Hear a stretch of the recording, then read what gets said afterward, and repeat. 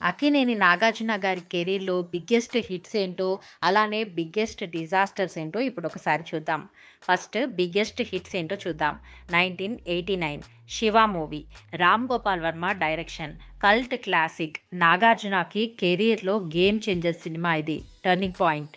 Next 1989 Geethanjali. Romantic drama. Mani Ratnam direction. National award win అయింది. Next 1993 Allari Alludu. Family entertainer blockbuster movie. 1996 Ninne Pelladatha. National award win అయింది. Evergreen hit movie.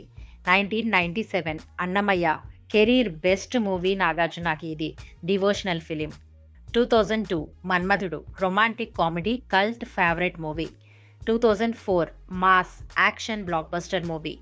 2016 Soggade Chinni నాయన. ఇది నాగార్జునకి ఒక comeback block buster movie అని చెప్పొచ్చు. Next biggest disasters ఏంటో చూద్దాం. Captain Nagarjuna 1990 big failure. 1997 Rakshakudu huge flop. Rahman music, Sushmita Sen heroine అయినా కూడా ఈ సినిమా అట్టర్ ఫ్లాప్ అయిపోయింది. 2013 Bhai mass flop. 2018 Officer. Career biggest disaster movie ఇది నాగార్జునకి. 2019 మన్మధుడు 2. ఇది సినిమా హిట్ అవుతుందని అందరూ ఎక్స్పెక్ట్ చేశారు. బట్ ఇది కూడా అట్టర్ ఫ్లాప్ అయిపోయింది. 2022 ది గోస్ట్ బాక్స్ ఆఫీస్ దగ్గర ఫెయిల్ అయిపోయింది. మరి మీకు ఇష్టమైన నాగార్జున సినిమా ఏదైనా ఉంటే కామెంట్స్‌లో షేర్ చేసుకోండి.